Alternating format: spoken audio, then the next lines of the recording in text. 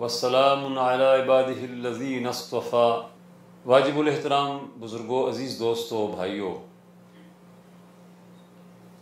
السلام علیکم ورحمۃ اللہ وبرکاتہ۔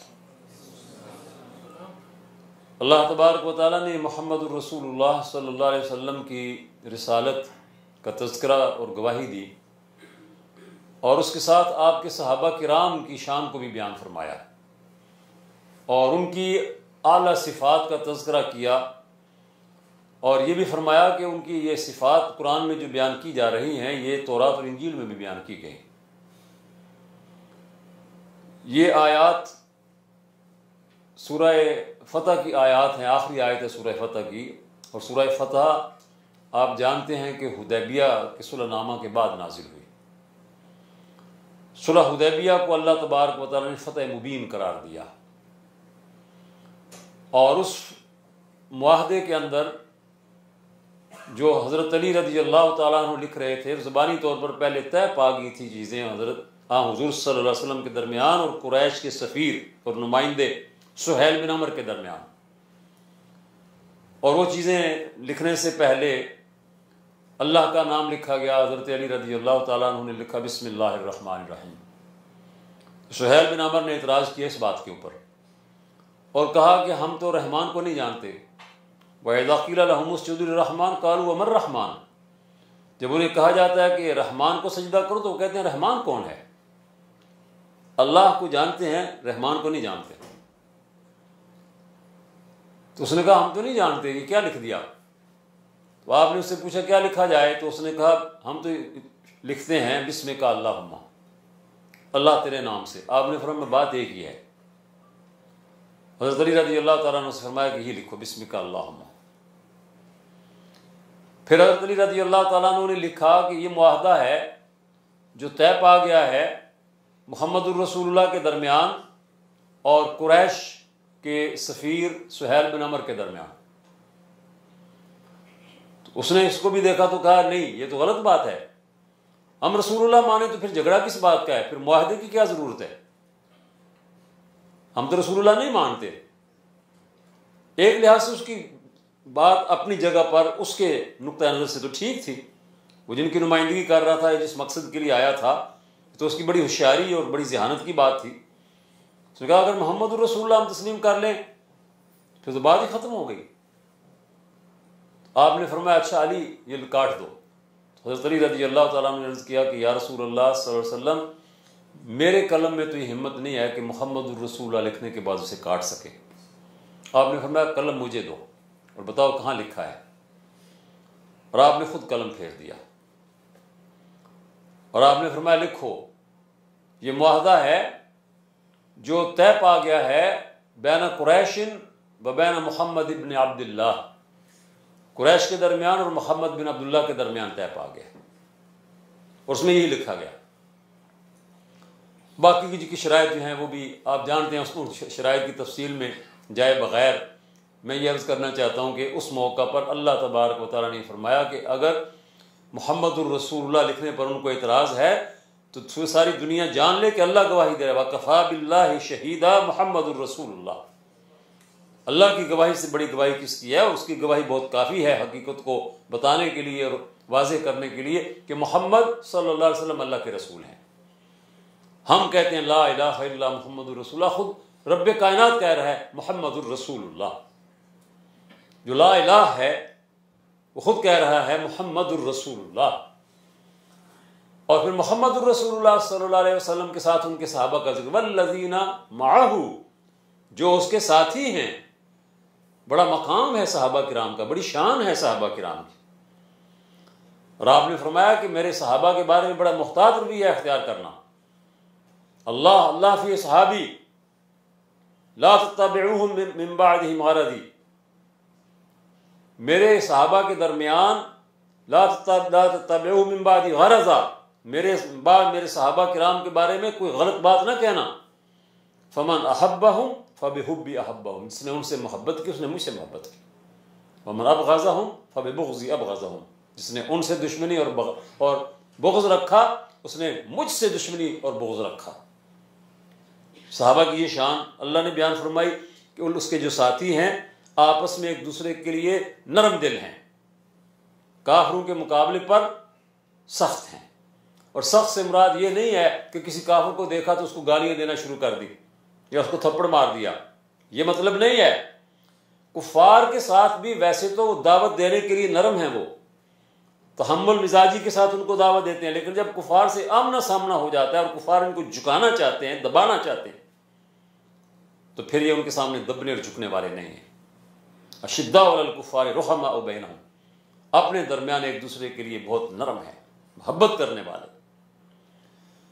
تراہم رکعا سجدا، تم ان کو دیکھو گے اللہ کے سامنے رکوع میں، اللہ کے سامنے سجدے میں۔ اور صحابہ کرام کی یہی شان تھی، دن کو گھوڑوں کی پشت پر جہاد میں مصروف، فرسان النہار اور رہبان اللیل، اور رات کو مصلی کے اوپر اللہ کے سامنے قیام میں اور رکوع میں اور سجود میں۔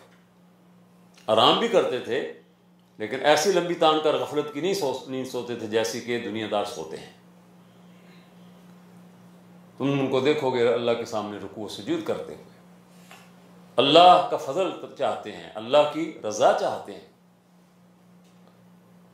ان کے چہروں سے تم کو معلوم ہوگا کہ یہ سجدہ کرنے والے اور اللہ کے سامنے جھکنے والے لوگ ہیں۔ اور ان کی صفات تورات میں بیان کی گئی ہیں اور انجیل میں بیان کی گئی ہیں۔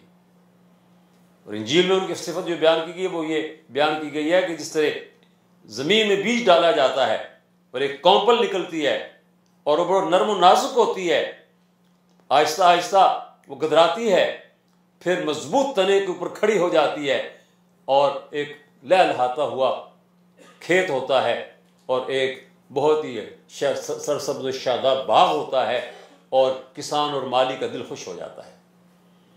لیغیظ بہم الکفار، اور اس ہرے بھرے باغ کو دیکھ کر کفار جلتے ہیں۔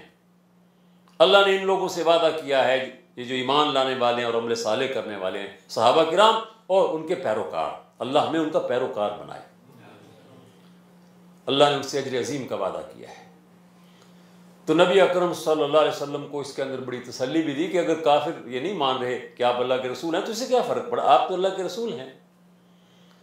صحابہ کرام جن کی صفت اللہ نے یہاں پر بیان فرمائی ہے، جن کی تعریف کی ہے اللہ تعالیٰ نے، وہ صحابہ کرام جو ہے ان سے ملاقات کرنے کو جی چاہتا ہے۔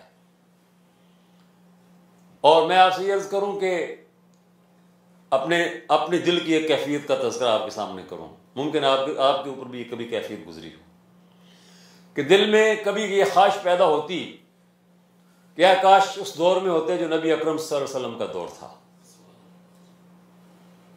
ایک دن میں بالکل بچپن میں دل کے اندر یہ خواہش تھی، تو ایک صحابی نے مجھے اس کا جواب دیا اور انہوں نے اس پر سرزنش کی۔ حضرت مقداد بن اسود رضی اللہ تعالی عنہ، ان کے حالات پڑھ رہا تھا کہ ان کے پاس کچھ نوجوان آئے اور انہوں نے آ کر کہا کیا خوب ہیں یہ آنکھیں جنہوں نے آن حضور کی زیارت کی، کیا خوب ہیں یہ ہاتھ جو آن حضور کے ہاتھوں پر بیعت کیا کرتے تھے، اور ہم تو محروم رہ گئے۔ تو حضرت مقداد بن اسود رضی اللہ تعالیٰ عنہ کے پاس حضرت ایک کوڑا تھا، کہ میرا جی چاہتا ہے کہ میں تمہیں اس کوڑے سے پیٹوں۔ انہوں نے کہا جی کیوں حضرت؟ فرمایا کہ کیا تمہیں معلوم نہیں ہے کہ ہاں حضور صلی اللہ علیہ وسلم کے دور ہی میں ابو جہل اور ابو لہب بھی تھے؟ تمہیں کیا معلوم تم اس وقت کس جانب ہوتے، اور تمہیں کیا پتا کہ وہ کتنا مشکل کام تھا؟ جن لوگوں کو اللہ نے یہ سعادت عطا فرمائی وہی جانتے ہیں کہ وہ کیسی منظروں سے گزرے تھے۔ تم تو خوش نصیب ہو کہ تمہیں آنکھ کھولتے ہی اسلام مل گیا، تم اسلام کی آغوش میں تم نے آنکھیں کھولی۔ وہ دور جو تھا کفر کا دور، اس میں تمہیں کیا معلوم تم اس کیمپ میں ہوتے یا اس کیمپ میں ہوتے، اگر اس کیمپ میں ہوتے تو پھر کیا بنتا؟ تم درجات کی بلندی کی بات تو کرتے ہو لیکن اس کے خطرات جو ہیں اس کی طرف تمہاری نظر نہیں جاتی۔ تو تم جس حالت میں بھی ہو اور جس وقت بھی اللہ نے تمہیں پیدا کیا، جس دور میں بھی پیدا کیا ہے، اپنے اسلام کے اوپر خوشی کا اظہار کرو۔ حضرت مقداد بن اسود رضی اللہ تعالی عنہ یہ وہ صحابی ہیں کہ جب بدر کا موقع آیا تھا اور حضور صلی اللہ علیہ وسلم نے صحابہ سے پوچھا کہ مجھے مشورہ دو کیا کیا جائے۔ اس طرف قافلہ ہے قریش کا تجارتی قافلہ، اس طرف ابو جہل کا لشکر ہے، ابو سفیان کے قافلے کے ساتھ صرف 50 تیر انداز ہیں، ابو جہل کے لشکر میں 1000 جنگجو ہیں. تو حضرت مقداد بن اسود رضی اللہ تعالیٰ عنہ جو مہاجر صحابی تھے، انہوں نے کہا تھا یا رسول اللہ صلی اللہ علیہ وسلم، ہم موسیٰ علیہ السلام کے ساتھیوں کی طرح نہیں ہیں جنہوں نے موسیٰ علیہ السلام سے کہا تھا مشکل گھڑی میں کہ اذهب انت وربک فقاتلا انا ہاہنا قاعدون، اے موسیٰ تم جاؤ، تمہارا رب جائے، جا کر دشمن سے لڑو، ہم تو یہاں بیٹھے ہیں، فتح ملے گی تو ہمیں اطلاع دینا، ہم آ جائیں گے، لڑائی تم لڑو. اور میں ہم یہ نہیں کہیں گے یا رسول اللہ صلی اللہ علیہ وسلم، ہم کہتے ہیں کہ آپ چلیں اپنے رب کو کی نصرت کو بھی آپ پکاریں اور ہمیں حکم دیں، ہم پوری دنیا سے لڑ جانے کو اور بھیڑ جانے کو تیار ہیں، ہم پیچھے بیٹھنے والے نہیں ہیں، ہم آپ کے حکم پر اپنی جانیں قربان کریں گے. یہ حضرت مقداد بن اسود رضی اللہ تعالیٰ عنہ. ایک دوسرے صحابی بہت معروف صحابی ہیں، آئیے ان سے بھی ذرا ملاقات کریں. حضرت حذیفہ بن یمان رضی اللہ تعالیٰ عنہ، نام سنا ہے؟ یہ نام ہمیں معلوم ہونے چاہیے، ہمارے لیے ان کے ساتھ ہمارا ایک تعلق ہونا چاہیے. حذیفہ بن یمان رضی اللہ تعالیٰ عنہ، یہ صحابی جو ہے ان کا یہ اعزاز ہے جو کسی اور صحابی کا نہیں ہے کہ نبی اکرم صلی اللہ علیہ وسلم نے اپنے راز ان کو بتائے. صاحب السر کہا جاتا ہے ان کو، صاحب السر. اور خاص طور پر کون سا راز؟ آپ نے حذیفہ کو بلایا اور کہا اے حذیفہ، میں تمہیں ایک بات بتانے والا ہوں، یہ کسی کو بتانی نہیں ہے. ابو بکر صدیق رضی اللہ تعالیٰ عنہ سب سے بلند ہیں لیکن ان کو یہ بات نہیں بتائی. اللہ کے نبی کا اپنا انتخاب ہوتا تھا ہر کام کے لیے، ہر چیز کے لیے. خلافت کے لیے اگر ابو بکر کے لیے اشارے دیے تھے اور یار غار ابو بکر کو بنایا تھا تو صاحب السر حذیفہ کو بنایا. حذیفہ میں تمہیں راز بتا رہا ہوں، یہ راز کسی کو نہیں بتانا. عرض کیا یا رسول اللہ صلی اللہ علیہ وسلم، آپ مجھے بتائیں گے راز تو میں آپ کے راز کی حفاظت کروں گا. فرمایا کہ مدینہ میں فلاں اور فلاں اور فلاں اور فلاں اور فلاں یہ منافق ہیں، لیکن اللہ تبارک و تعالیٰ نے مجھے بتا دیا ہے اور میں تمہیں بتا رہا ہوں، اللہ تعالیٰ نے اس کو عام کرنے اور اس کی تشہیر کرنے کی اجازت نہیں دی. حضرت حذیفہ رضی اللہ تعالیٰ عنہ نے زندگی بھر کسی منافق کے بارے میں نہیں بتایا کہ فلاں منافق ہے. حضرت عمر رضی اللہ تعالیٰ عنہ نے ایک مرتبہ پوچھا بھی تو انہوں نے کہا امیر المومنین، اللہ کے نبی نے مجھ سے وعدہ لیا تھا کہ میں کسی کو نہ بتاؤں، میں نہیں کسی کو بتاؤں گا. حضرت عمر رضی اللہ تعالیٰ عنہ نے پھر یہ اپنا ایک طریقہ کار بنایا تھا کہ اگر حذیفہ موجود ہوں اور کوئی فوت ہو جائے مدینہ کے اندر اور جنازے میں نہ جائیں تو ان کے ذہن کے اندر یہ بات آتی تھی کہ یہ فوت ہونے والا جو ہے یہ منافق ہے. منافقین ویسے تو معلوم ہی تھے لیکن کئی چھپے ہوئے بھی تھے. یہ حضرت حذیفہ رضی اللہ تعالیٰ عنہ جو ان سے بھی کسی نے کہا کہ حذیفہ کیا خوش نصیب ہیں آپ، کیا حضور کے صحابی ہیں، ہم تو محروم رہ گئے. تو انہوں نے فرمایا اے برخوردار، انہوں نے ذرا اور انداز میں بتایا، انہوں نے کہا برخوردار سوچ سمجھ کر بات کرو، کیا بات کر رہے ہو، آؤ میں تمہیں بتاؤں کہ کیا حالات تھے. فرمایا خندق کی جنگ تھی اور خندق کھودی جا چکی تھی، دشمن خندق کے باہر تھا اور ہم لوگ اندر تھے اور شدید سردی کی لہر تھی. نبی اکرم صلی اللہ علیہ وسلم نے صحابہ کرام کی مجلس کے اندر فرمایا کہ آج تم میں سے کون ہے جو خندق عبور کر کے جائے اور دشمن کی صفوں کے اندر جا کر ان کی مجالس کے اندر جا کر معلوم کر کے آئے کہ وہ کیا سوچ رہے ہیں. کہتے ہیں کوئی صحابی نہیں اٹھے. یہ کام ایسا تھا کہ ایک صحابی بھی نہیں اٹھے. آپ نے پھر فرمایا، پھر کوئی نہیں اٹھے. پھر آپ نے فرمایا حذیفہ کہاں ہے؟ تو میں کھڑا ہو گیا. آپ نے فرمایا حذیفہ تم جاؤ. کہتے ہیں کہ میں نے حضور صلی اللہ علیہ وسلم سے عرض کیا یا رسول اللہ صلی اللہ علیہ وسلم، مجھے موت کا کوئی ڈر نہیں ہے، اگر میں قتل ہو جاؤں مجھے اس کا کوئی ڈر نہیں. مجھے اس بات سے خوف آتا ہے کہ دشمن مجھے پکڑ لے گا اور مجھے پکڑنے کے بعد وہ پتہ نہیں میرے ساتھ مجھے قتل نہیں کریں گے، مجھے کس طرح سے میرے ساتھ ڈیل کرے. آپ نے فرمایا دشمن تمہیں کوئی نقصان نہیں پہنچا سکیں گے، جاؤ. میں نے ایک جگہ سے خندق عبور کی اور میں عین اس مقام کے اوپر جا پہنچا جہاں ابو سفیان نے اپنی مجلس لگا رکھی تھی، بیچ میں لکڑیاں جل رہی تھیں، الاؤ تھا، اور اس کے گرد اس کے سارے کمانڈر جو تھے، ذیلی کمانڈر، وہ سارے بیٹھے تھے۔ میں جب وہاں پر پہنچا، میں داخل ہو گیا، جا کر بیٹھ گیا ایک جگہ پر، تھوڑی سی جگہ، ایک جگہ میں نے دیکھا خالی ہے، میں وہاں بیٹھ گیا۔ عین اسی لمحے ابو سفیان یہ کہہ رہا تھا کہ دشمن کے لوگ ہماری صفوں میں گھس آتے ہیں، خطرہ ہے اس بات کا کہ دشمن کے جاسوس آ جائیں۔ اب دیکھیے ایسے مواقع کے اوپر آصاب جواب دے جاتے ہیں آدمی کے کہ ابھی میں پہنچا ہوں، ابھی اس کو پتہ بھی لگ گیا ہے، دشمن کے جاسوس ہماری صفوں میں گھس آتے ہیں اور ان سے باخبر رہنے کی ضرورت ہے۔ جب اس نے یہ بات کہی، کہتے ہیں مجھے اللہ نے فوراً یہ بات سجھائی، اور میں دائیں جانب میرے جو بیٹھا تھا نا، میں نے اس کے زانوں کے اوپر یوں ہاتھ مارا، میں نے کہا کہ سردار بالکل ٹھیک کہہ رہا ہے، سپہ سالار بالکل ٹھیک کہہ رہا ہے، دشمن کا کوئی بھروسہ نہیں ہوتا، تم بتاؤ کون ہو؟ تو اس نے کہا میں عامر ابن عاص ہوں، ذہین ترین انسان، جس کے بارے میں خود نبی اکرم صلی اللہ علیہ وسلم نے فرمایا کہ عرب کی ماؤں نے 4 بچے جو جنے ہیں، ان جتنا ذہین کوئی نہیں ہے، اور ان میں ایک عامر ابن عاص ہیں، ایک مغیرہ بن شعبہ ہیں، یعنی 4 لوگوں کے نام حضور صلی اللہ علیہ وسلم نے لیے تھے، تیسرے معاویہ بن ابی سفیان ہیں، اور چوتھے زیاد بن سمیہ ہیں۔ تو اس جانب جو بیٹھا ہے وہ داہیت العرب میں سے، یعنی عرب کے ذہین ترین لوگوں میں سے ہے، اور اس طرح سے دیکھیے عقلیں ماری گئی۔ میں نے ہاتھ مارا، میں نے کہا بتاؤ کون ہو، اپنا تعارف کرواؤ، اور ہر ایک اپنا اپنا تعارف کروائے۔ تو اس نے کہا میں عامر ابن عاص ہوں، میں نے کہا ٹھیک ہے۔ ادھر والے کہ میں نے ہاتھ مارا، میں نے کہا تم بھی بتاؤ بھائی، تو اس نے کہا میں معاویہ بن ابی سفیان ہوں، میں نے کہا ٹھیک ہے۔ میں اس طرح سے کہہ رہا تھا ٹھیک ہے کہ سننے والے سن کے سمجھے کہ یہ تو کوئی اپنا ہی آدمی ہے، روشنی اتنی تو نہیں تھی نا جتنی یہ روشنی ہے، آگ جل رہی تھی، اس میں بس آگ دہکائی ہوئی تھی، اور اس میں لوگ آگ تاپ رہے تھے سردی کی وجہ سے۔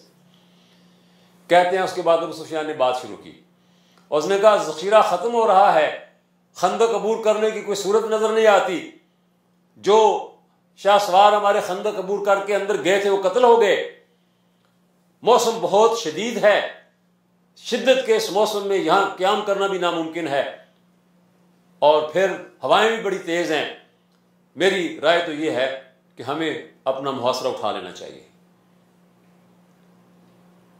کہتے ہیں کہ کئی اس کی رائے کی حمایت کر رہے تھے، کچھ مخالفت کر رہے تھے، اکرمہ نے اور خالد بن ولید نے مخالفت کی، باقی سب نے حمایت کی۔ میں مجلس برخاست جب ہوئی تو اٹھا، وہاں سے آہستہ سے نکل آیا، خندق کو آ کر عبور کیا۔ نبی اکرم صلی اللہ علیہ وسلم نفل پڑھ رہے تھے، باقی سب صحابہ کرام جو ڈیوٹیاں دے رہے تھے وہ ڈیوٹیاں دے رہے تھے، دیگر سوئے ہوئے تھے، حضور نفل پڑھ رہے تھے۔ میں جب پہنچا تو آپ نے جلدی سے سلام پھیرا اور اپنی چادر اتار کر میرے اوپر ڈالی اور کہا حذیفہ سو جاؤ۔ میں نے کہا جی میں یہ دیکھ کر آیا ہوں اور یہ میری رپورٹ ہے، میں آپ کو پہلے رپورٹ پیش کر لوں۔ تو آپ بہت خوش ہو گئے اور آپ نے فرمایا تمہاری اس رپورٹ کے اندر خیر ہے، اور میں لیٹا تو آپ نے اپنی چادر میرے اوپر دے دی، اور فجر کو جب بلال نے اذان دی تو مجھے اذان کا پتہ نہیں چلا، تو وہاں حضور نے پیار سے کہا کم یا نعمان، کم یا نعمان، اے سونے والے اٹھ، اے سونے والے اٹھ۔ حضرت حذیفہ رضی اللہ تعالی عنہ کہتے ہیں کہ وہ اتنا سخت اور مشکل مقام تھا کہ تم یہ تمنا کرتے ہو کہ اس دور میں ہوتے۔ وہ بڑا مشکل مواقع تھے جو ہمارے اوپر آتے تھے، اور یہ اللہ تبارک و تعالیٰ کی خاص نعمت تھی کہ ہم ان مواقع اور ان چیلنجز کا مقابلہ کر پاتے تھے۔ نبی اکرم صلی اللہ علیہ وسلم نے صحابہ کرام کی جو تربیت کی تھی، دیکھیے حذیفہ رضی اللہ تعالیٰ عنہ داہیۃ العرب اس جانب، داہیۃ العرب اس جانب، دونوں میں سے کسی کو یہ خیال ہی نہیں آیا کہ میں بھی پوچھوں کہ تم کون ہو، کیونکہ اس اعتماد کے ساتھ بات کی تھی کہ کسی کو یہ شک نہیں گزر سکتا یہ کوئی غیر ہے۔ حضرت اسامہ رضی اللہ تعالیٰ عنہ حضور کے محبوب حب رسول اللہ، جس طرح حضور صلی اللہ علیہ وسلم حسن اور حسین کو بچپن میں اٹھا کر مسجد میں لایا کرتے تھے، اسامہ کو اسی طرح سے اٹھا کر لایا کرتے تھے،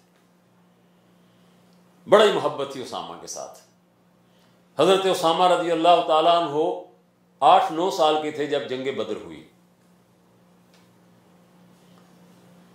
اور نبی اکرم صلی اللہ علیہ وسلم نے جنگ بدر کے وقت میں جب فتح ملی تو فوراً 2 شاہ سواروں کو حکم دیا کہ تیز سواریوں کے اوپر سوار ہو جاؤ، ایک مدینہ کی بالائی جانب سے، ایک مدینہ کی نچلی جانب سے مدینہ کے اندر داخل ہو، اور جا کر وہاں خواتین کو اور بچوں کو اور بوڑھوں کو خوشخبری سنا دیں کہ اللہ نے فتح دی ہے، کیونکہ جب ہم نکل آئے تھے پیچھے وہ ہماری دعائیں کر رہے تھے، فکر مند تھے، تو جلد از جلد ان کو اطلاع دی جائے۔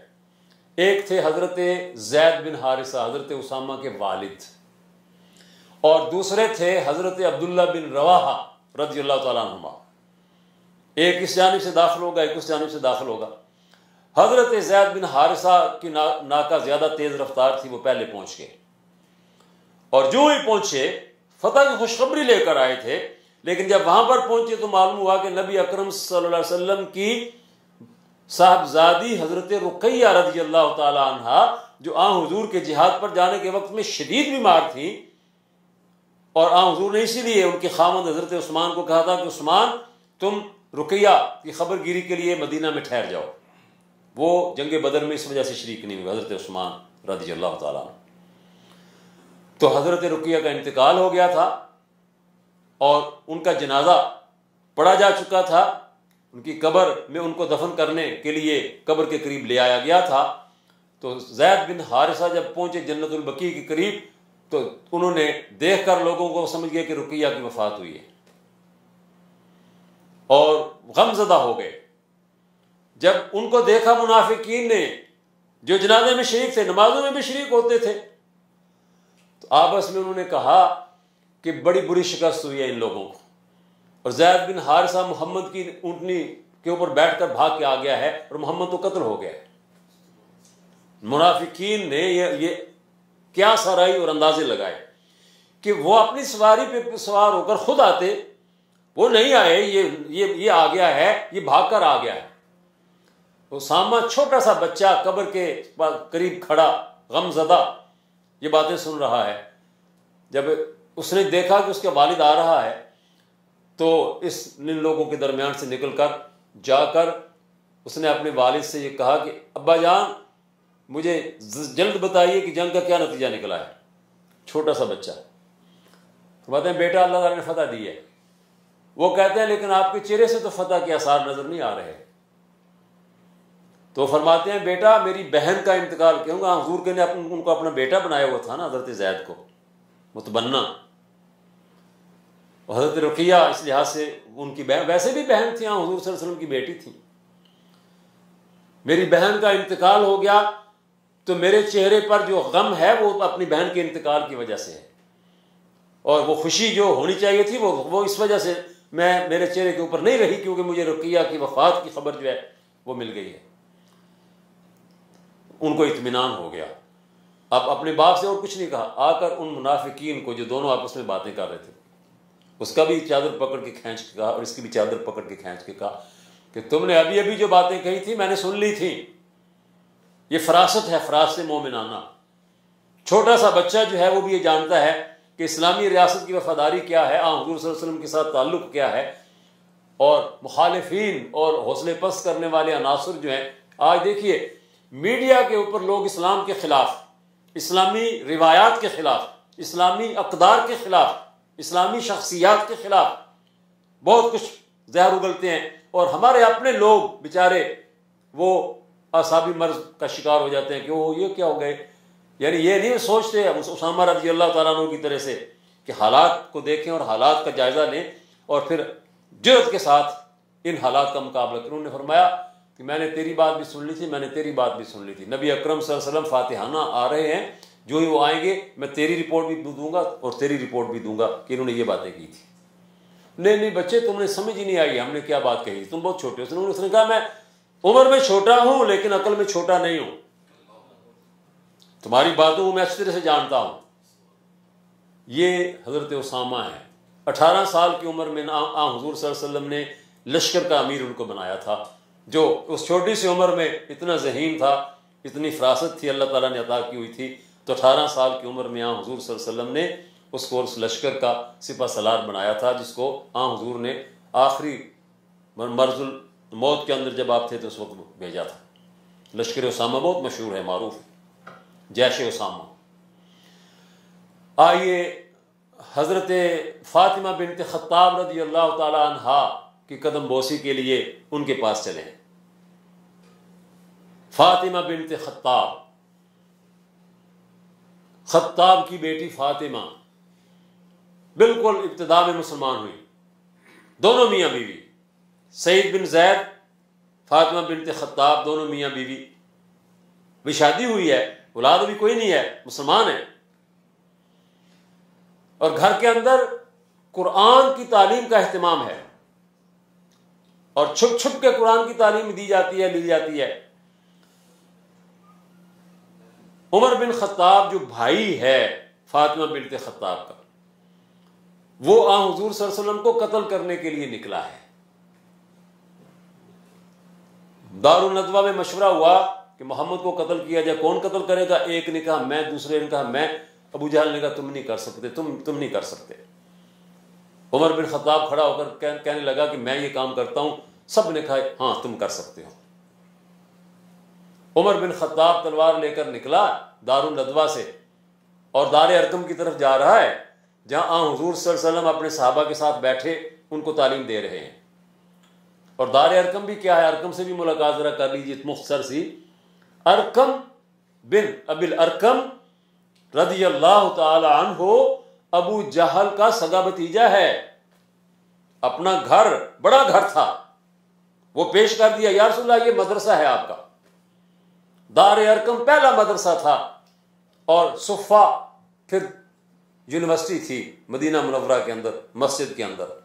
یہ دار ارقم پہلا مدرسہ تھا، اور صفہ جہاں ابو ہریرہ، عبداللہ ابن مسعود، ابو موسیٰ اشعری، معاذ بن جبل، کتنے بڑے بڑے علماء تیار ہوئے، وہ صفہ، وہ وہاں کی یونیورسٹی تھی۔ تو دار ارقم میں حضور تعلیم دے رہے ہیں، ابو جہل کے بھتیجے کا گھر ہے، اور وہ اسلام کا مرکز ہے۔ کسی شخص نے راستے میں دیکھا تو کہا عمر کہاں جا رہے ہو؟ اس نے کہا میں اس شخص کا خاتمہ کرنے جا رہا ہوں جس نے باپ دادا کا دین بدل دیا ہے۔ تو اس شخص نے بڑی حکمت کے ساتھ کہا کہ پہلے یہ اپنے گھر کی یار خبر لے لو۔ کہ اس نے کہا کیا مطلب؟ کہا تمہاری بہن اور تمہارا بہنوئی مسلمان ہو چکے ہیں، تمہیں پتہ ہی نہیں ہے؟ اس نے کہا اچھا میری بہن اور میرا بہنوئی؟ کہ ہاں۔ تو اپنی بہن کے گھر کی طرف، اور بہن کے گھر کے باہر جب پہنچے دروازے پر دستک دی، دروازہ بند تھا، اندر سے قرآن کے پڑھنے کی آواز آ رہی تھی۔ دروازہ کھلتے ہی بہن اور بہنوئی کو پیٹنا شروع کیا، لہو لہان کر دیا کہ تم نے باپ دادا کا دین چھوڑ دیا، صابی ہو گئے، تم بے دین ہو گئے۔ تو بہن جب زخمی ہو گئی تو فاطمہ بنت خطاب رضی اللہ تعالیٰ عنہ نے کیا کہا؟ فرمایا اے عمر سنو، تم خطاب کے بیٹے ہو تو میں بھی خطاب کی بیٹی ہوں۔ تم لات و حبل کے پجاری ہو، میں اللہ رحمان کی پوجنے والی ہوں۔ تم میرے جسم کا قیمہ بنا سکتے ہو، مجھے اسلام سے برگشتہ نہیں کر سکتے، کر لو جو کچھ کرنا ہے۔ زخمی بہن نے جب یہ بات کہی تو بھائی کے دل کے اوپر چوٹ لگی، اور ٹھنڈی آہ بھر کے کہا اچھا تم ابھی جو کچھ پڑھ رہے تھے وہ مجھے بھی سناؤ۔ تو فرمانے لگی کہ ہم اپنی توہین، تکلیف، تشدد سب برداشت کر لیں گے، اللہ کے کلام کی توہین برداشت نہیں کر سکتے۔ تم اللہ کے کلام کے ساتھ گستاخی کرو گے، وہ نہیں ہو سکتا۔ کہا نہیں میں کوئی توہین نہیں کروں گا، کوئی گستاخی نہیں کروں گا، مجھے سناؤ۔ خباب بن ارت رضی اللہ تعالیٰ عنہ گھر کے اندر چھپا دیے گئے تھے، جو قرآن کی تعلیم دینے کے لیے آئے تھے، ان کو کہا کہ آؤ اور قرآن سناؤ۔ حضرت خباب رضی اللہ تعالیٰ عنہ نے سورہ طٰہٰ کی آیات پڑھ کر سنائی جو انہی دنوں میں نازل ہوئی تھی۔ کبھی پڑھ کر دیکھیے، اس کا دیباچہ دیکھیے جو سید ابو العالیٰ مودودی رحمۃ اللہ علیہ نے تفہیم القرآن کے اندر لکھا ہے، تو تیسری جلد ہے تفہیم القرآن کی۔ طٰہٰ ما انزلنا علیک القرآن لتشقى الا تذکرۃ لمن یخشی تنزیلا ممن خلق الارض والسماوات العلی الرحمن علی العرش استوى له ما فی السماوات وما فی الارض وما بینہما وما تحت الثری. چھوٹی چھوٹی آیات ہیں. اللہ رب العالمین کی شان ہے، نبی پاک صلی اللہ علیہ وسلم کا مقام ہے، قرآن مجید کی تعریف ہے، اور حقیقت چھوٹے چھوٹے فکروں کے اندر بیان کی گئی ہے. طٰہٰ حضور کا نام ہے جو قرآن نے ان کو عطا فرمایا ہے. نگاہ عشق و مستی میں وہی اول وہی آخر، وہی قرآن وہی فرقان وہی یاسین وہی طٰہٰ. حضور کا نام ہے طٰہٰ. اے طٰہٰ، ہم نے یہ قرآن آپ پر اس لیے نازل نہیں کیا کہ آپ کو کسی مشقت میں، کسی مشکل میں ڈال دیں یا کسی بد نصیبی کا شکار کر دیں، شکاوت میں مبتلا کر دیں. نہیں، یہ رحمان کی طرف سے اترنے والی چیز ہے. تو یہ آیت پڑھی جا رہی تھی، عمر کے دل کے اندر اتر رہی تھی. زخمی بہن کو دیکھ کر کے اور ان کے ان الفاظ کو سن کر کے دل بدل گیا تھا. سنی آیات، اٹھے اور نکلے باہر اور دار ارقم کی طرف گئے. تلوار پھر بھی ہاتھ میں تھی. دار ارقم کا دروازہ بھی بند تھا.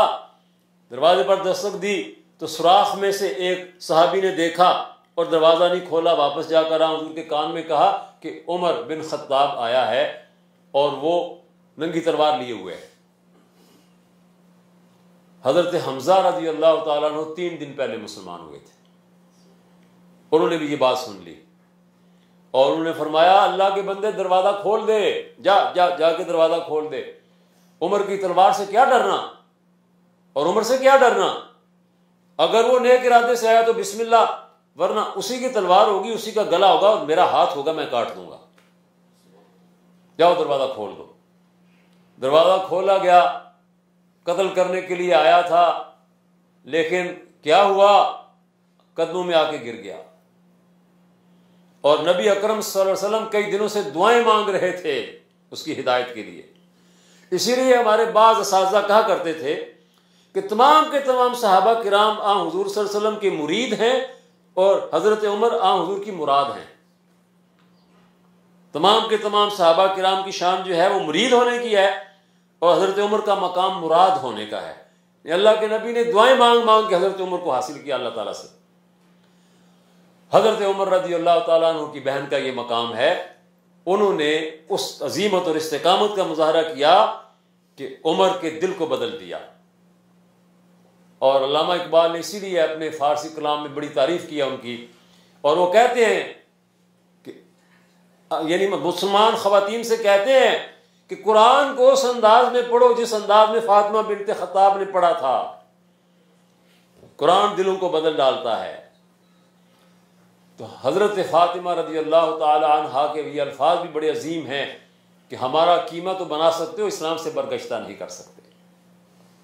پھر آئیے دیکھیں، نبی اکرم صلی اللہ علیہ وسلم کی مجلس ہے اور آپ کی مجلس ہم نے تو وہ دور نہیں پایا، لیکن حدیث کا مطالعہ کریں، سیرت کا مطالعہ کریں تو خود کو حضور کی مجلس میں موجود پاتے ہیں،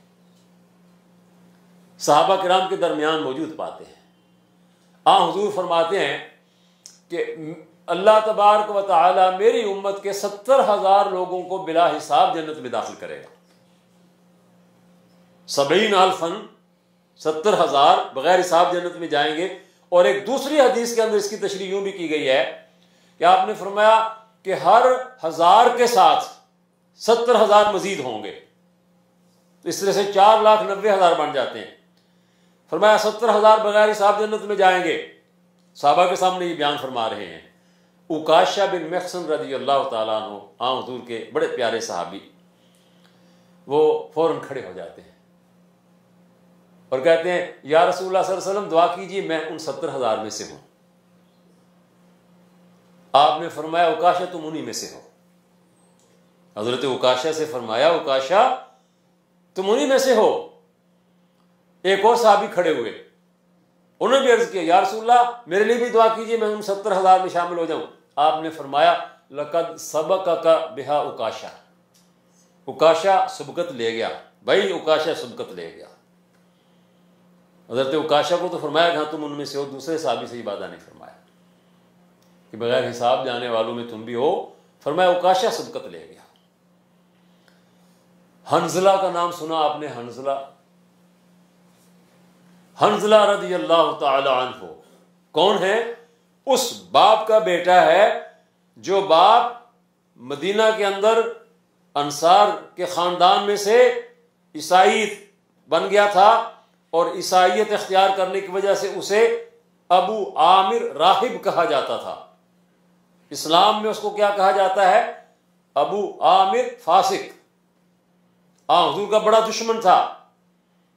بیٹا حنظلہ صحابی ہے، باپ ابو عامر اسلام کا دشمن ہے، اور اس نے مکے جا کر بدر کے مقتولین کے لیے مرثیے لکھے تھے.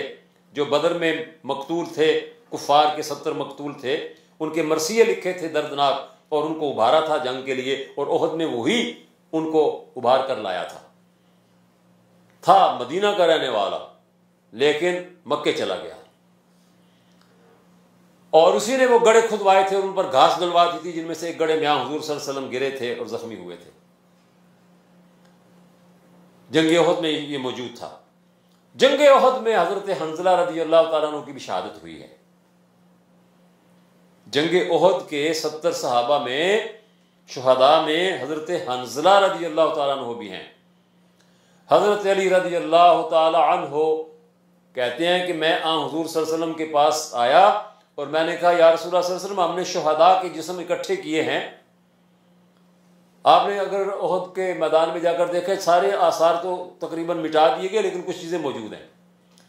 3 قبریں ایک جگہ کے اوپر ہیں، اور 67 قبریں ایک جگہ کے اوپر ہیں اسی میدان احاطے کے اندر.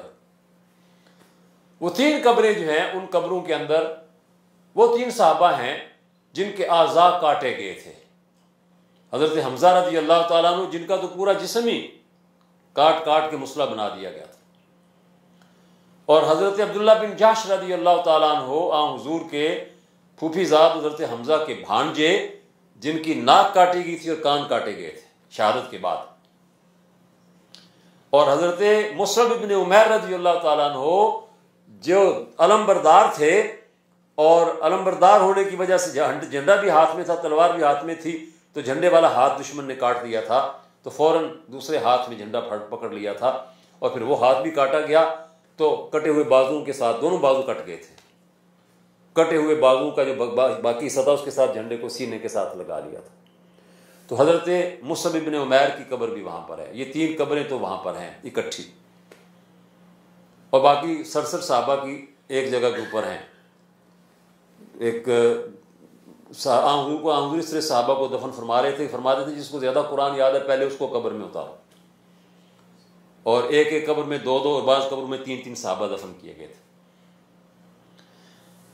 حضرت علی فرماتے ہیں کہ میں نے حضور سے آ کر عرض کیا یا رسول اللہ صلی اللہ علیہ وسلم، ہم نے شہداء کے جسم اکٹھے کیے ہیں، لیکن حنظلہ کے جسم کو جب ہم نے اٹھایا تو نہ تو بارش ہوئی ہے، میں نے دیکھا اور ہم سب نے دیکھا کہ اس کے خوبصورت بالوں میں سے تازہ پانی کے صاف پانی کے قطرے گر رہے تھے نیچے.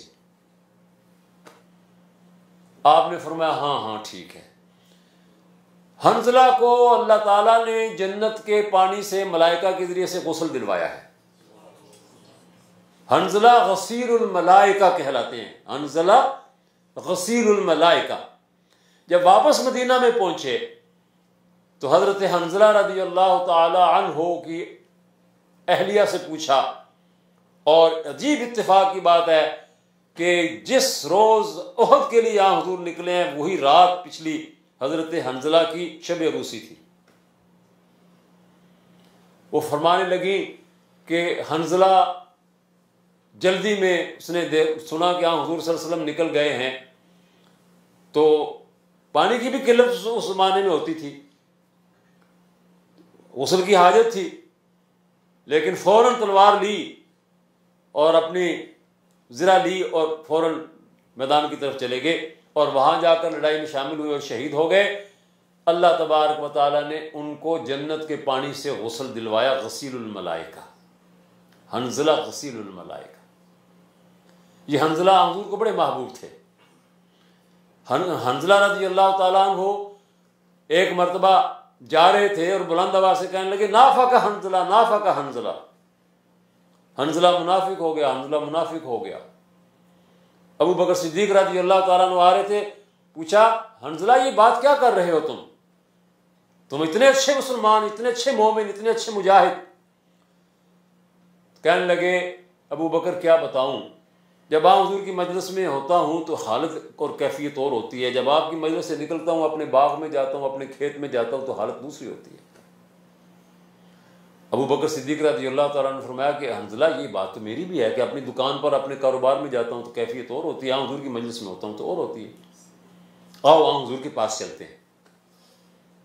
آپ حضور کے پاس آئے ابو بکر صدیق اور حنظلہ غسیل الملائکہ، اور دونوں صحابہ حضور کے سامنے اپنے یہ اشکال پیش کرتے ہیں۔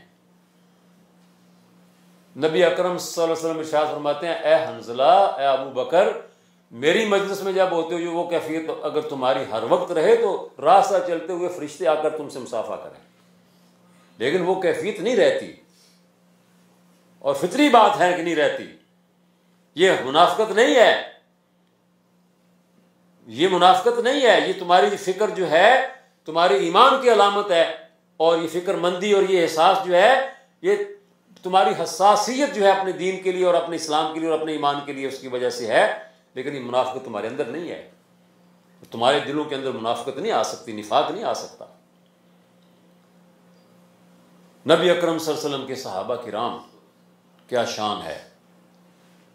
حضور صلی اللہ علیہ وسلم نے فجر کی نماز پڑھائی، سلام پھیرا، صحابہ کی طرف رخ فرمایا، اور آپ نے فرمایا ابو طلحہ، اور پہلی صف میں وہ بولے جی یا رسول اللہ میں موجود ہوں۔ فرمایا تمہارا اور تمہاری اہلیہ کا عمل اللہ تعالیٰ کو بڑا پسند آیا ہے، اللہ نے وہی نازل فرما دی ہے تمہارے اس عمل کی وجہ سے۔ کیا عمل تھا؟ نبی پاک صلی اللہ علیہ وسلم کے پاس مہمان آ گئے،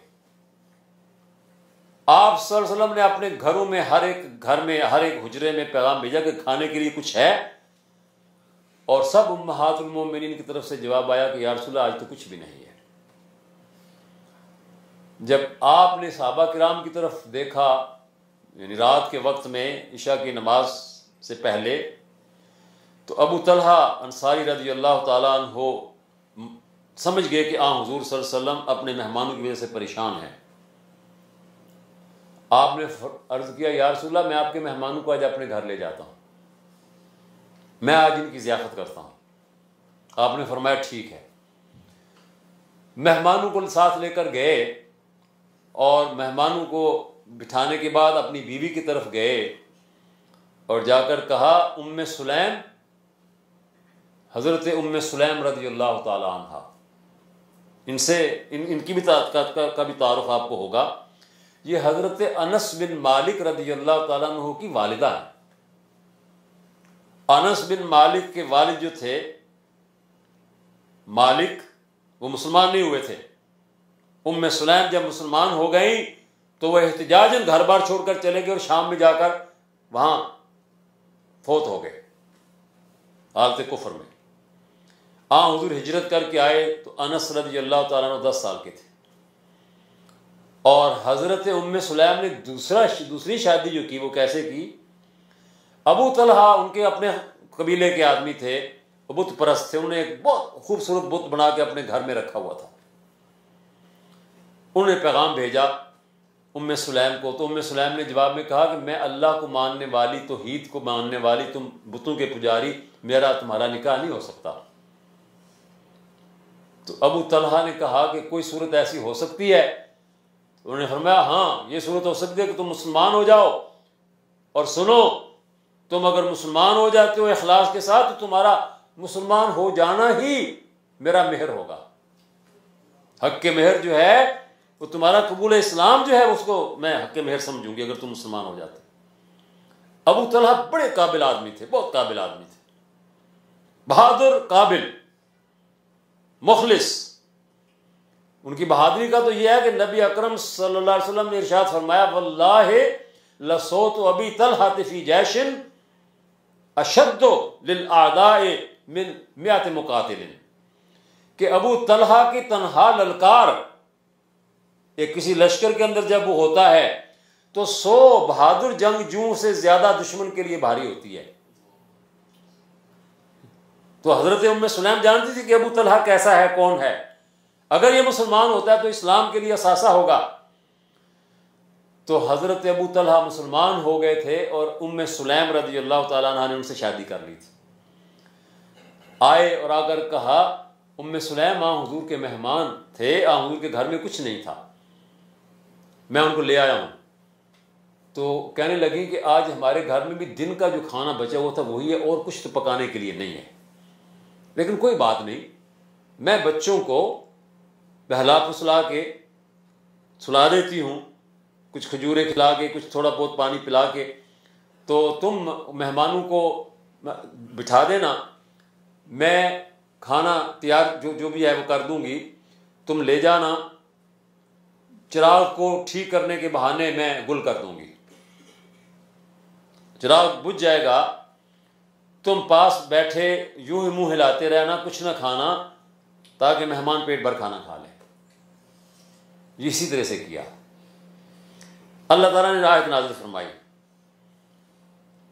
مہاجرین کا بھی ذکر کیا، انصار کا ذکر کیا، بعد میں آنے والے لوگوں کا بھی ذکر کیا، جس میں اور آپ بھی شامل ہیں الحمدللہ. اور انصار کا ذکر یہ کیا، یؤثرون علی انفسہم ولو کان بہم خصاصہ. یہ وہ عظیم لوگ ہیں کہ جو اپنے آپ پر دوسروں کو ترجیح دیتے ہیں، اگرچہ خود تنگی میں اور مشکل میں ہوں، تنگی اور مشکل برداشت کر لیتے ہیں، لیکن دوسروں کو ترجیح دیتے ہیں. فرمایا ابو طلحہ، تیرا اور تیری اہلیہ کا اللہ نے یہ عمل پسند کیا ہے، اور یہ آیت نازل فرمائی ہے، سورہ حشر کی آیت، یؤثرون علی انفسہم ولو کان بہم خصاصہ ومن یوق شح نفسہ فاولئک هم المفلحون. جو دل کی تنگی سے بچا لیا گیا تو وہی فلاح پانے والے ہیں. دیکھیے رات تو گزر جاتی ہے، گزر گئی نا ان کی بھی رات، لیکن آدمی سوچتا ہے کہ ہم خود کچھ نہ کھائیں گے تو کیسے، یہ کیسے ہوگا.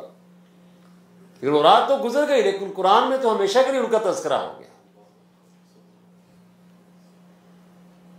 حضرت ام سلیم رضی اللہ تعالی عنہ جہاد میں بھی شریک رہتی تھی، اور نبی اکرم صلی اللہ علیہ وسلم کے ساتھ اکثر و بیشتر جہاد کے اندر وہ شریک ہوئی، اور نبی اکرم صلی اللہ علیہ وسلم کو بہت اچھے سے مشورے بھی دیے مختلف جنگوں کے دوران میں.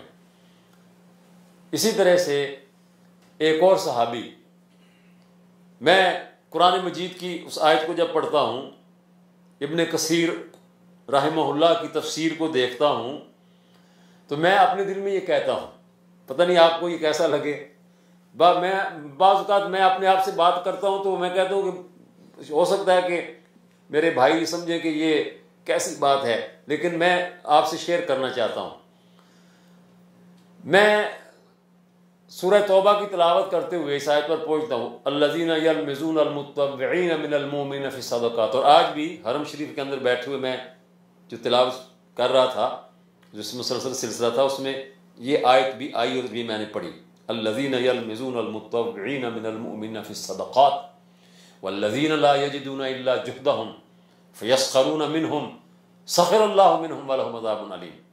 یہ غزوہ تبوک کے پس منظر میں ہے کہ اللہ کی طرف سے حکم آیا کہ انفروا خفافا وثقالا وجاہدوا باموالکم وانفسکم فی سبیل اللہ. اللہ کے راستے میں نکلو، ہلکے ہو یا بوجھل، مال بھی پیش کرو، جان بھی پیش کرو.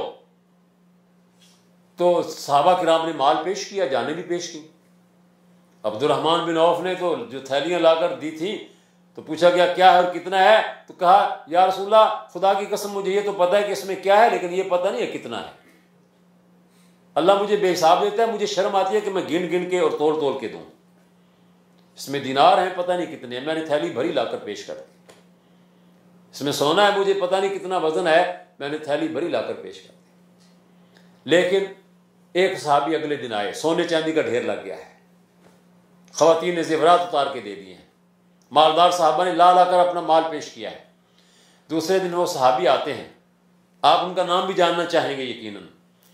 وہ حضور صلی اللہ علیہ وسلم کے پاس آ کر کہتے ہیں یا رسول اللہ میں بھی کچھ لے کے آیا ہوں، اگر آپ قبول فرما لیں. آپ پوچھتے ہیں کیا لے کے آئے ہو؟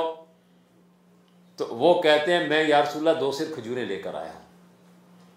آپ پوچھتے ہیں ابو عقیل کہاں سے ہی 2 سیر کھجوریں ملی؟ کوئی باغ نہیں ہے، کوئی کاروبار نہیں ہے۔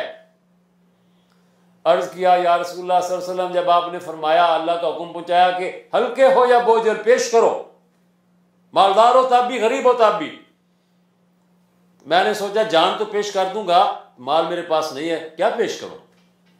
اگر وہ کچھ پیش نہ کرتے تو کوئی مواخذہ نہیں تھا، ہے ہی ان کے پاس، کیا پیش کریں؟ لیکن وہ رخصت سے فائدہ اٹھانے والے نہیں تھے، وہ عزیمت کا راستہ اختیار کرنے والے لوگ تھے، اور دنیا میں اسی لیے انہوں نے مقام پایا کہ وہ عزیمت کے راستے پر چلنے والے تھے۔ کہتے ہیں میں رات کے وقت جب بستر پر لیٹا مجھے نیند نہیں آئی، میں بے چین اور بے قرار ہو کر اٹھ کھڑا ہوا اور فلاں یہودی کے پاس گیا اور جا کر اس سے کہا کہ بھائی مجھے کوئی کام دے دو۔ اس نے کہا اس وقت؟ میں نے کہا ہاں اسی وقت۔ اس نے کہا میرے باغ کو سیراب کر دو، پانی کے ڈول کھینچو کنویں میں سے، باغ کو سیراب کر دو، صبح میں تمہیں 4 سیر کھجوریں دوں گا اگر تم سارا کام کر دو۔ یا رسول اللہ میں ساری رات ڈول کھینچتا رہا۔ اللہ اکبر، سارا مدینہ سویا ہوا ہے، ابو عقیل جاگ رہا ہے، پانی کے ڈول کھینچ رہا ہے۔ صبح مجھے 4 سیر کھجوریں ملی، 2 سیر کھجوریں اپنے بیوی بچوں کو دے آیا، 2 سیر کھجوریں آپ کی خدمت میں لا کر پیش کی ہیں، آپ قبول فرما رہے ہیں۔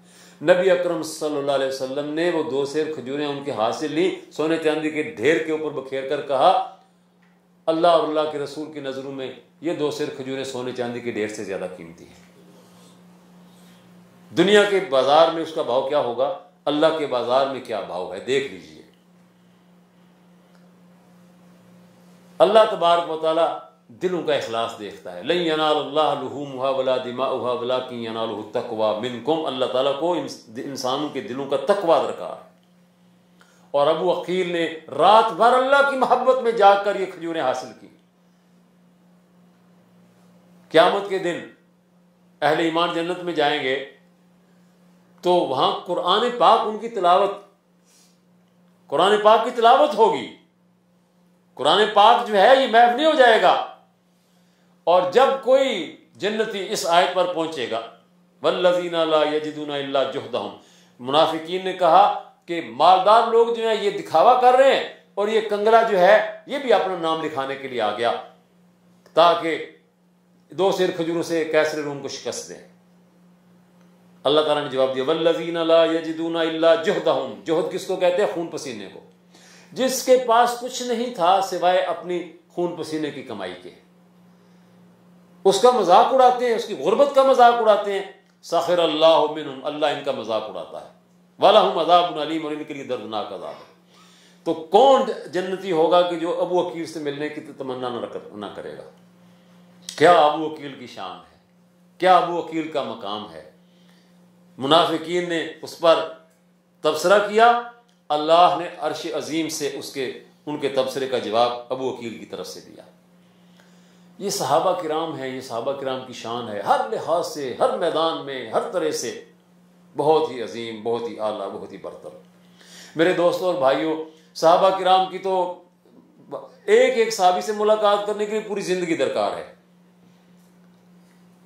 ایک آخری بات آپ سے میں عرض کرتا ہوں، حضرت ابو ذر غفاری رضی اللہ تعالیٰ، غزوہ تبوک جس کا ذکر ابھی ہوا، اس کے لیے روانہ ہوئے۔ ابو ذر غفاری رضی اللہ تعالیٰ عنہ کے پاس ایک بہت ہی کمزور اونٹ تھا۔ راستے میں ایک جگہ پر وہ اونٹ بیٹھ گیا، کوشش کی نہیں اٹھا، ریگستان کا سفر تھا۔ فرمانے لگے تو نہیں جانا چاہتا، چل تو آرام کر، میں جاتا ہوں۔ چادر اپنی کندھے پہ ڈالی، تلوار اپنی لی، پانی کا مشکیزہ لیے چل پڑے۔ اس دوران میں صحابہ کرام جو سواریوں پہ سوار وہ آگے نکل چکے تھے، اور دوپہر کے وقت میں جا کر سب نے حضور کے حکم سے خیمے لگا کے دوپہر گزارنے کے لیے تھوڑی دیر کے لیے سستانے کا فیصلہ کیا۔ صحابہ کرام کہتے ہیں یا رسول اللہ صلی اللہ علیہ وسلم، ریگستان میں کوئی شخص پیدل چلا آ رہا ہے، اس دوپہر میں اور اس ریگستان میں قافلے بھی ڈرتے ہیں اس وقت پر چلنے کو، اکیلا آدمی چلا آ رہا ہے۔ آپ نے فرمایا کن ابا ذر، ابو ذر ہوگا، یمشی وحیدن ویعیش وحیدن ویموت وحیدن ویبعث وحیدن، وہ تنہا چلنے کی ہمت رکھتا ہے، تنہا چل پڑتا ہے، تنہائی موت آ جائے گی، تنہائی قیامت کے دن اٹھے گا۔ جب پہنچے تو صحابہ نے کہا کہ ابو ذر تمہارے بارے میں اللہ کے نبی نے یہ بات فرمائی، تو آن حضور کے پاس گئے اور جا کر عرض کیا ہے میرے خلیل صلی اللہ علیہ وسلم، کیا آپ نے میرے بارے میں یہ فرمایا؟ آپ نے کہا ہاں میں نے یہ فرمایا، میں نے یہ کہا۔ کہنے لگے مجھے موت کا کوئی ڈر نہیں ہے کہ تنہائی میں آ جائے یا کہاں آ جائے، اس کا کیا ہے، موت سے کیا ڈرنا ہے، وہ تو کبھی ڈرتے ہی نہیں تھے کسی چیز سے۔ البتہ مجھے اس سے فکر لاحق ہو گئی ہے کہ میرا جنازہ پھر کون پڑے گا، میری قبر کون تیار کرے گا، مجھے دفن کون کرے گا، کیا میرے مرنے کے بعد میرے جسم کا کیا ہوگا؟ تو حضور نے فرمایا ابو ذر تو اس کی فکر نہ کر، تیرے جنازے میں مومنین کی ایک جماعت شریک ہوگی۔ کہنے لگے مجھے پھر کوئی پرواہ نہیں ہے، تنہا موت آ جائے۔ ربضہ کے مقام کے اوپر مقیم تھے آخری زندگی میں، حج کے سیزن میں ربضہ کی بستی کے سب لوگ اپنے بال بچوں اور مال مویشیوں سمیت حج کے لیے چلے گئے۔ لوگ اس طرح کرتے تھے کہ اپنی بکریاں بھی ساتھ لے جاتے تھے، راستے میں تجارت بھی کرتے تھے اور حج بھی کرتے تھے۔ بستی کے اندر ابو ذر رہ گئے، ان کی بوڑھی اہلیہ رہ گئی اور ان کی ایک بیٹی رہ گئی، 3 افراد رہ گئے۔ ابو ذر غفاری بوڑھے بھی تھے، کمزور بھی تھے، بیمار بھی تھے، تو خاصے کمزور ہو گئے، غشی کے دورے پڑنے لگے، تو ان کی اہلیہ جو تھی ان کے پاس بیٹھی تھی، ان کو غشی کا دورہ پڑا تو وہ رونے لگی۔ پھر ان کی جب ہوش آیا، آنکھیں کھولی، دیکھا کہ رو رہی ہے، پوچھا کہ کیوں رو رہی ہو؟ کہنے لگی کہ تمہارا آخری وقت آ گیا ہے، میں ہوں اور میری بیٹی ہے، دور دور تک کوئی بستی نہیں ہے، کوئی انسان یہاں پر نہیں ہے، کوئی مرد نہیں ہے، تو تمہارا آخری وقت آ گیا ہے، تو ہم کیسے تمہاری قبر کھود دیں گے، کون جنازہ پڑے گا، کیسے تمہیں دفن کریں گے؟ اس آخری وقت میں وہ جو علامہ اقبال کا شعر ہے، نشان مرد مومن باتو گویم جو مرگ آیت تبسم بر لب اوست، مرد مومن کی نشانی یہ ہے کہ موت آتی ہے تو اس کے چہرے پر تبسم ہوتا ہے۔ من کانا یرجو لقاء اللہ فإن اجل اللہ لآت، جی اللہ تعالیٰ سے ملاقات کا وقت آ جاتا ہے تو پھر اللہ سے ملاقات کرنے کے متمنی اس کے بندے خوش ہوتے ہیں۔ فرمانے لگے اللہ کی بندی اس کی فکر نہ کر، مومنین کی ایک جماعت آ رہی ہے۔ اس نے کہا ابو ذر آپ کیا بات کر رہے ہیں، حج کا سیزن ہے، ابھی لوگ حج سے فارغ ہوں گے، پھر وہاں سے چلیں گے، پھر آئیں گے۔ فرمایا اس ٹیلے کے اوپر چڑھ کر دیکھو تم۔ وہ ٹیلے کی طرف چلی گئی تو اپنی کمزوری تھی بہت زیادہ، اپنی بیٹی سے کہا بیٹی کوئی بکری ہماری ہے؟ کہا ابا جان ایک بکری ہے۔ تو کہنے لگے کہ اس بکری کو ذبح کرو، اور چونکہ مرد تو کوئی نہیں ہے جو ذبح کرے، تو تم اس کو ذبح کر لو اور اس کا گوشت بنا لو، اور تمہارے چچا آئیں گے، جب وہ آئیں گے یہاں تو کھانا کھلائے بغیر نہ ان کو جانے دینا۔ اہلیہ ٹیلے کے اوپر چڑھی، دیکھا تو ایک جماعت دور نظر آئی، لیکن وہ یوں جا رہی ہے، اپنے چادر سے یوں اشارے کیے کافی دیر، تو لوگوں نے دیکھ لیا کہ ٹیلے کے اوپر کوئی شخص جو ہے وہ کپڑے سے اشارہ کر رہا ہے، کوئی مصیبت زدہ ہوگا، کوئی مدد کا محتاج ہوگا۔ عبداللہ ابن مسعود رضی اللہ تعالیٰ عنہ سالار قافلہ ہیں، اس قافلے کے سالار وہ ہیں، اور ان سے بھی ملاقات کرنے کے لیے اگر ہم جائیں تو وقت نہیں ہے ہمارے پاس، جن کو خدا حضور بلا کے کہا کرتے تھے کہ عبداللہ مجھے قرآن پڑھ کر سنا۔ عرض کرتے یا رسول اللہ قرآن تو آپ پر نازل ہوتا ہے، فرمایا ہاں میں تیری زبان سے سننا چاہتا ہوں، اور فرماتے ہیں اگر جبریل کے لب و لہجے میں قرآن سننا ہو تو عبداللہ بن مسعود سے سنو۔ یہ عبداللہ بن مسعود جب قریب پہنچے بڑھیا کو دیکھا تو پوچھا بڑھیا کیا بات ہے؟ کہا اس ٹیلے کے پیچھے اللہ کے نبی کا ایک صحابی نزع کے عالم میں ہے۔ پوچھا کون ہے؟ کہا ابو ذر۔ لوگوں کی چیخیں نکل گئیں، ابو ذر کو یاد کر کے، وہ ابو ذر جس کو مدینہ میں حضور کے ساتھ دیکھا کرتے تھے، وہ ابو ذر جس کو حضور کے ساتھ میدان جہاد میں دیکھا کرتے تھے۔ جب پہنچے تو حضرت ابو ذر غفاری رضی اللہ تعالیٰ عنہ جا چکے تھے، وہ تنہائی میں ان کی وفات ہو گئی، تنہائی میں۔ حضرت عبداللہ ابن مسعود کی آنکھوں میں آنسو تھے اور اپنے ساتھیوں کی طرف منہ کر کے مخاطب ہو کر کہنے لگے دوستو خوشخبری ہے تمہارے لیے. حالانکہ یہ تو وفات کا موقع ہے نا، لیکن خوشخبری کیا ہے؟ فرمایا میرے بھائیو تمہارے لیے بشارت ہے، بشرا لکم من لسان رسول اللہ صلی اللہ علیہ وسلم، اللہ کے رسول صلی اللہ علیہ وسلم کی زبان مبارک سے تمہارے لیے بشارت ہے کہ اللہ کے رسول نے تبوک کے میدان میں جاتے ہوئے ابو ذر سے یہ کہا تھا کہ ابو ذر تیرے جنازے میں مومنین کی ایک جماعت شریک ہوگی، تمہارے ایمان کی گواہی اللہ کے رسول نے دی ہے. تم آج اس کے جنازے میں شریک ہو رہے ہو، تمہارے ایمان کی گواہی محمد الرسول اللہ نے دی ہے، یہ تمہارے لیے اعزاز ہے. اور جنازہ پڑھا گیا اور ابو ذر غفاری کو دفن کیا گیا. تو ان کی بیٹی نے کہا چچا جان آپ کھانا کھائے بغیر نہ جائیں. تو انہوں نے کہا بیٹی آپ تو خود یہاں پر بہت مشکلات میں، کہا لیکن میرے ابو نے کہا تھا کہ ان کو کھانا کھلائے بغیر نہ جانے دینا. اللہ کے نبی کے یہ صحابہ کرام، یہ جماعت صحابہ و صحابیات، واہ کیا شان ہے ان کی اور کیا مقام ہے ان کا. اللہ تبارک و تعالی ہمیں بھی اور ہمارے اہل و عیال کو بھی ان صحابہ کی زندگیوں سے اور صحابیات کی زندگیوں سے روشنی حاصل کرنے کی توفیق عطا فرمائے، اور ہمارے بچے بھی ان صحابہ سے ملاقات کریں، ان کی قدم بوسی کریں، ان کے پاس